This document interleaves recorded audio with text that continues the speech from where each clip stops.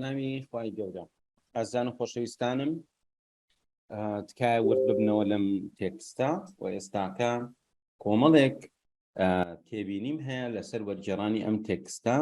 ئەم تێبینیانە ئەبێتە وانەیەکی بەسوود ئینشاءڵڵا بۆ هەموو لایەک.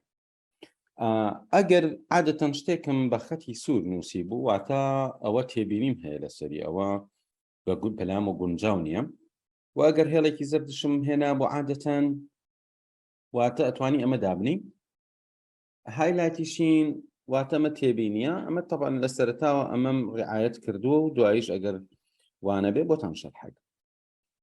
سەرەتا introduction ئەتوانین بڵین پێشەکی. داوا is a duty واتە بانگەوازکردن ئەرکە. بۆیە نووسێتی بانگەوازکردن بۆ ئیسلام دیارە بۆ ئەوەی لای خوێنەر وازح بێ، چکە داوا خۆی هەرواتە بانگەوازکردن بۆ ئیسلام. لێرە ناتوانێت ڕەخنە لە وەرگێڕەکە بگری بڵێ هەڵەت کردووە، بەڵکو هیچێکە کەلیمەیەکی زیاوەی نووسیوە ئەبێتە هۆی ئەوەی کە خوێنەرەکە لە مەفهومە ئەسڵیەکە تێبگا کە خودی داوا ئەو مانایی هەیە. Most Muslims know that Islam is a universal religion. زۆربەی مسلمانان دەزانن کە ئیسلام ئاینێکی جیهانیە. ئۆکەی، طبعاً پێشتریش من ئەوم باس کردووە ئەکرێ وەرگێڕ شتێک بنووسێ وەرگێڕێکی تر بڵێ وەڵام من وا ناینووسم. ئەمە ناکاتە ئەوەی وەرگێڕەکە ئیشەکەی ئەو بتوانێت ڕەفزکە، چونکە جۆری وەرگێڕان و مەبەست لە وەرگێڕانەکە و ئەو کاتەی کە ئێوێ خوێنەرەکەی بیبینێ ئەمانە هەموو جیاوازن و ڕەخنەگرتن لە وەرگێر مەگەر هەڵەی کردبێ، واتە هەڵەیەکی زەق بێت تۆ بتوانی بۆ ئاسانیە ڕەخنە بگری لە وەرگێڕ. ئەجینا وەرگێڕ ئەتوانێت زۆر شت دەستکاریکە، بەڵام ئەتوانێت لە سەرەتاوە ئاماژەی پێ بکە کە وەرگێڕانەکەی بە چه ئاراستەیەکە بردووە و ئەو کاتە کەسیش ناتوانێت بە ئاسانی ڕەخنەی لێ بگرێت. تەماشاکەن meant for all mankind واتە بۆ هەموو مرۆڤایەتیە. ئەیتوانی بنووسێ بۆ هەموو مرۆڤەکانە، بەڵام بۆ هەموو مرۆڤایەتیە لەوە چێت تعبیرێکی جوانتر بێ. الله SWT ئەمە وتمان کورتکراوەیەکە وەکو چۆن ئەڵێی مەسەلەن پێغەمبەر عەلەیهی سەڵات وەسسەلام یا زۆر جارە نووسن صلی الله علیه وسلم، سادێگە نووسن، ئەمەش ئەکرێ سبحانه وتعالى بنووسی و بەم شێوازە بنووسی SWT. هەرچەنە بەڕای من ئەبوو ئەم SWTە بە کەپیتاڵ بنووسرایە، بەڵام دڵنیانیم کە نووسەر وای کردووە یا وەرگێڕەکە بۆ شێوازی داناوەتەوە. خوا پەروەردگاری هەموو جیهانیان و موسڵمانەکانیش ئەرکی گەیاندنی پەیامەکان لەسەر بۆ هەموو خەڵکی نووسێتی مرۆڤەکان، بۆ هەموو خەڵکی. و دیارە وەرگێڕەکە وای نووسیوە، بەس من نووسیومە ئەکرێ ئەمە دابنێ، واتە ئەرکی گەیاندنی پەیامەکان لەسەر بۆ هەموو مرۆڤەکان. چونکە ئەڵێ entire universe and Muslims have been entrusted with the duty of conveying his message to all mankind واتە بۆ هەموو مرۆڤەکان. ئەو نووسێتی بۆ هەموو خەڵکی to people، ئەگەر بینووسیا to people بۆ هەموو خەڵکی. لێرەشا من ناتوانم بڵم تۆ غەڵەتیت کردەوە بە وەرگێڕەکە بەڕێزە، بەڵام پێشنیارم ئەوەیە ئەگەر بیکا بە مرۆڤەکان دەقیقترە، بۆ لەبەرەوەی مەبەستمان لەم وەرگێڕانانە ئەوەیە کە کەسێکی کورد لە میانەی تەماشاکردن و خوێندنەوەی ئەم کتێبانەوە ئینگلیزیەکەی باش بکە. و من ڕێگریم نەکردووە لە بەشداربوویەکی دیبلۆمی وەرگێڕان لە هەڵبژاردنی کتێبەکە، واتە ئەم بەڕێزە ئەم کتێبەی هەڵبژاردووە کتێبێکی دکتۆر زاکر نایکە، کەسێکی تر لەوە ئەچێ ژیانی مارکس بکە بە کوردی. ئێمە تەنها مەبەستمانە کە ئەو نووسینە خزمەتێک بکە لە سنووری پەروەردە دەرنەچێ ئیتر ئاینی بێ، زانستی بێ، ئەدەبی بێ، فیکری بێ، بەلای ئێمە وەکو ئاوات ئەکادمی ئاساییە بەس کتێبێکی بەسوود بێت.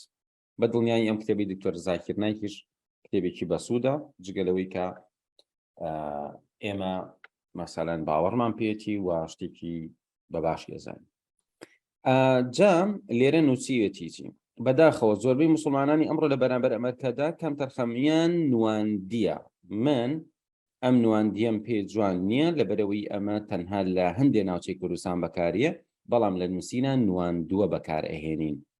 بۆیە ئەڵێن چی؟ Most Muslims today have become callous towards this duty. باشە؟ واتە کەم تەرخەمن بەرامبەر بەم کەم تەرخەمن ئەتوانی وا بنووسە کەم تەرخەمن لە بەرامبەر ئەم ئەرکەدا.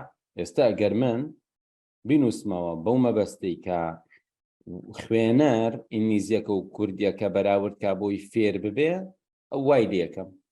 لە کاتێکدا کە ئیسلام بە باشترین شێواز بۆ ژیانی خۆمان قبوڵی دەکەین، من وتومە ئەم تعبیرەم پێ جوان نییە. بزانین کامێ. While accepting Islam as the best way of life for ourselves, Basha, most of us are unwilling to share this knowledge with those to whom the message has not yet been conveyed. طبعا كاتك عواد وسير رستبيك والكينرين ورجي الركاتوشي نارحتي أبي بلام من رجاك تعفير كم بوي لم تكستا ئاڵۆزانە ڕزگارتان بێت. یەکێک لەوانە ئەوەیە مەسەلەن ئەڵێ while accepting Islam as the best way of life. باشە کەواتە ئەم as the best way of life لە خەیاڵتا لابە بڵێ چی؟ while accepting Islam for ourselves بۆی سەر لێ تێک نەچێت جارێ. while accepting Islam for ourselves لە کاتێکدا کە ئێمە ئیسلامە بۆ خۆمان قبوڵە most of us are unwilling to share. هاد لێرە شتەکە ڕوو نەبێتەوە. تەماشاکەن ئەگەر من while accepting Islam بڵێم ئۆکەی بۆ ئەمە ئەم as the best way of life بۆی سەرم لێ تێک نەیە، جۆرە عیبارەت تێکە زیادەیە کە هاتوتە ناو ڕستەکە، با جارێ ئەوە لابم ئەمە دانێم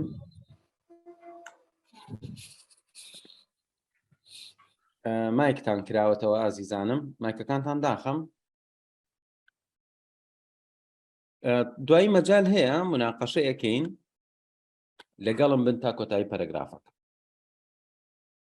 وەها من ئەمەوێت چی لێرە ئەمێ شتێک فێر ببی ئیسفادەی لەیەکی. ئەویش ئەوەیە کاتێک کە تۆ دووسێ ڕستەی تێکشکاو لە ناوی یەکان و شتێکی بارگرانیەک دروستەکە بۆ تێگەشتن، بۆی دوایی دڵنیابی لی تێگەشتووی وەرە قسە زیاوەکان لە ناو ڕستەکە جیاکەرەوە. بۆ نمونە while accepting Islam for ourselves معقولە. ئەم as the best way of life کە زیادی کردو بۆ ڕستەکە، ئەمە جارە حسابی بۆ مەکە. ئۆکەی کەواتە while accepting Islam for ourselves most of us are unwilling to share this knowledge. باشە with those to whom the message has not been conveyed. باشە with باشە بۆ ئەوەی لێت تێک نەچێ ئەمە هەمووی بکە بەردەم. باشە ئەمە هەمووی بکە بەردەم. ئەمە ناڵم دەستکاری نووسینەکە بکە. ئێستا پێتان ئەڵێم بۆکو خۆی لە یەکەیتەوە، بەڵام بۆی ئیشەکە و ئاسان بێ. ئۆکەی ئێستا تێگەشتن لەمە ئەم تۆزەی ئاسانە، ئیتر لێت تێک ناچێت. لە کاتێکدا کە ئیسلاممان قبوڵە بۆ خۆمان، زۆربەمان حەز ناکەین، ئیرادە ناکەین، نامانەوێ هاوبەشی پێ بکەین ئەم مەعریفە و زانیاری ئیسلام لەگەڵ ئەوانی ترە. واتە خۆمان قبوڵمانە، من مسلمانم، قبوڵمە ئیسلامەتی خۆمەکەم، کەچی ئامادە نیم ئەمە بگەێنم. ئەمە بەستی ئەمەیە. ئەها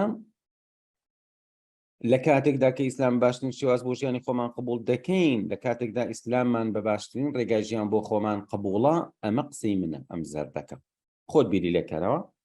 وەرگێڕەکە ئەڵێ لە کاتێکدا کە ئیسلام بە باشترین شێواز بۆ ژیانی خۆمان قبوڵ دەکەین، زۆر بەمان ئامادە نین ئەمە دیسان ئەم ئاڵۆزی کە نووسەر کردوویەتی بەم ئاڵۆزیە بیبەی بۆ خوێنەر لە دوای وەرگێڕانەکە وەرگێڕەکە ئەسڵەن احتیمالیە هیچی لە تێنەگا یا بەخەڵەت لێ تێ بکە بۆیە یەکەم جار قسەی نووسەرەکە ڕاستکەرەوە بۆ خۆت تەرجمەی کە بێخەمی لەوەی خوێنەرەکەی تۆ سەری لێ تێک ناچێت لە کاتێکدا هاڵێ لە کاتێکدا ئیسلاممان بە باشترین ڕێگای ژیان بۆ خۆمان قبوڵە زۆر بەمان ئامادە نین ئەم زانیاریانە لەگەڵ ئەو کەسانەدا هاوبەش بکەین کە تا ئێستا پەیامەکەی نووسێتی پەیامەکەی پێنەگەیشتووە کە تا ئێستا پەیامەکەیان پێنەگەیشتووە کەواتە پێشنیارەکەی من ئەوەیە ئەمەم سوور کردو وتومە بەدڵم نییە ئەمەم زەرد کردو وتومە ئەتوانی وای لێ بکەین و ئەم پەیامەکەیم بەدڵ نییە پیکە بە پەیامەکەیان اینجا ئەها تێبینیشم یاوە جوانە بنووسین لەگەڵ ئەوەشدا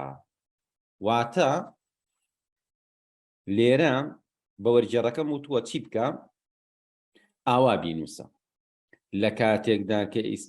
لە کاتێکدا ئیسلاممان بە باشترین ڕێگای ژیان بۆ خۆمان قبوڵە لەگەڵ ئەوەشدا زۆر بەمان ئامادە نین ئەم زانیاریانە لەگەڵ ئەو کەسانەدا هاوبەش بکەین کە تا ئێستا پەیامەکەیان پێنەگەیشتووە ئێستا کە تۆ لەم قسەیە تێگەشتووی متەرجیمی باش چیەکات واز لە دەقەکەیەنێت یەت دای ئەڕێژێتەوە بۆ خوێنەرەکەی خۆی خەمی خوێنەرەکەیەتی ناچێ هەر بڵێ وەڵام من خەممە دوایی بڵێن غەڵەتی تەرجمە کردووە نە من ئێستاکەی ئەم چیەکەم بەڕێزان ئەم عیبارەتە بە عەقڵی خوێنەرێکی کووردا بڕێژمەوە کەواتە ئەنووسم چی بە ئەمە بەرم ئەمە پێویست ناکات دووبارەی کەمەوە ئەمە ئەبەمە ئێرە تەماشا لە کاتێکدا ئیسلاممان بە باشترین ڕێگای ژیان بۆ خۆمان قبوڵە لەگەڵ ئەوەشدا ئامادە نین هاوبەشی بکەین یان مەسەڵەن هاوبەشی بکەین لەوەی خەڵک لێی تێنەگا لەگەڵ ئەوەشدا ئامادە نین زانیاری و تێگەیشتنمان لە ئیسلام بگەیەنینە ئەوانەی کە هێشتا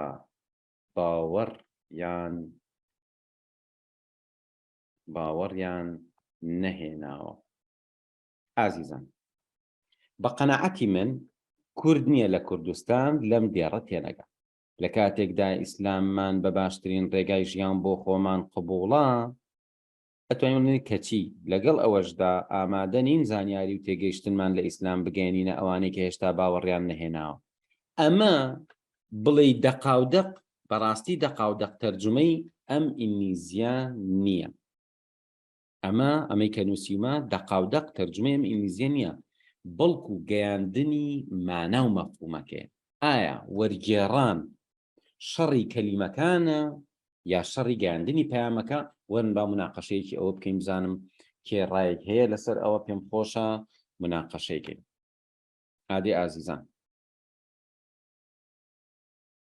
ڕەیەکی خۆتم بەلاوە بە قیمەتە کاک ژیوارجان فەرموو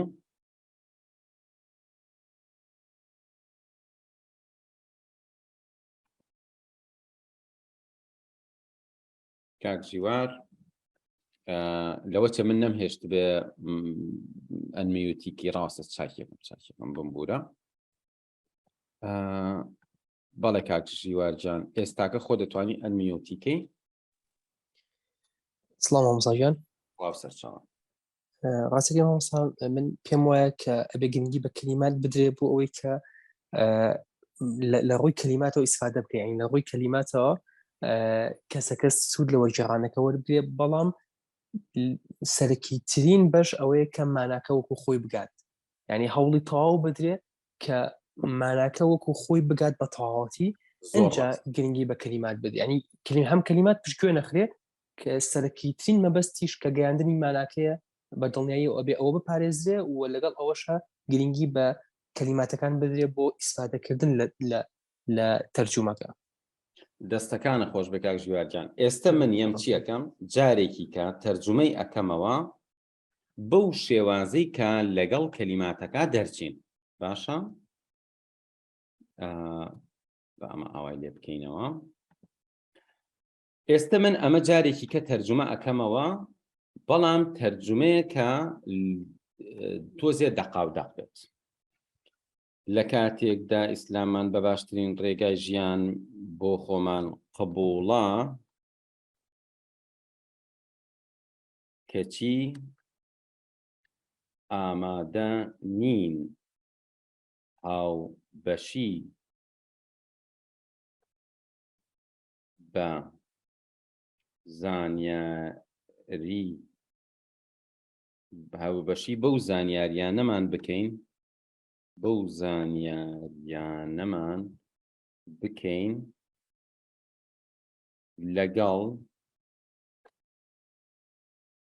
لەگەڵ ئەوانەی کە هێشتا پەیامەکەیان بەدەست نەگەیشتووە.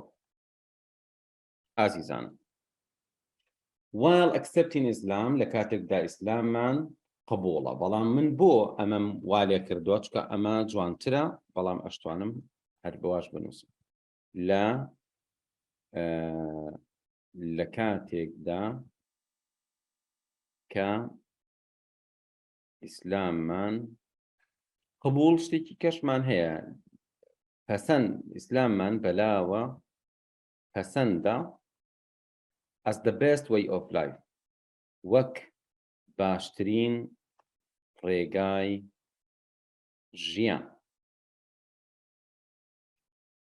باشە for ourselves بۆ خۆمان most of us ئەگەر ئەمە فاریزەکە دابنین ئینگلیزیەکەش لەگەڵ کوردیەکە هەبێ یارمەتی خوێنەرەکە یا جوان تێ بدە بۆ خۆمان most of us are unwilling زۆر بەمان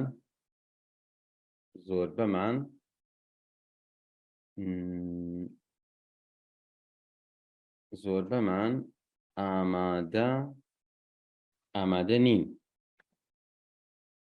هاوبەشی بەو زانیاریانەمان بکەین لەگەڵ ئەوانەی کە هێشتا پەیامەکەیان بەدەست نەگەیشتووە. ئۆکەی بەڕێزان تەماشا ئەکرێ ئێمە بڵین ئەم دوو وەرگێڕانە هەردووکیمان پێ باشە. ئەکرێ ئێمە بڵین ئەم دوو وەرگێڕانەمان قبوڵ ئەمەش و ئەمەش، بەڵام قسەکەی من لێرە ئەمێن ئەگەر ئینگلیزیەکە ناو بەناو لەگەڵ کوردیەکە دائەنیت ئەگەر ئینگلیزیەکە لەگەڵ کوردیەکە دائەنی تکایە ئەم وەرگێڕانەیان بکە بۆی خەڵک وا نەزانێت نەتزانیوە وەریگێڕی و بۆ ئەوەی خەڵک بەراوردی بکە و فێری ئینگلیزی ببێت. ئەگەریش ئینگلیزیەکە پیشانی خوێنەرە کوردەکە نایی من ئەڵێم بەم شێوازە وەری بجێڕە چکە ئەم قسە تەبیعیترە لەم قسەی تریان، ئەم قسە خەڵک باشتر تێگا لەم قسێ، ئەم قسە مەفهومەکەی وازەحترە. یعنی ئەگەر 100 کورد بێنین ئەمە بخوێنێتەوە تێگەشتنی بۆ ئەمە ڕاستترە لە قسەی نووسەرەکەەوە هەتاوەکو ئەمە لەوە سەر لە تێکچوونی تیاابێت.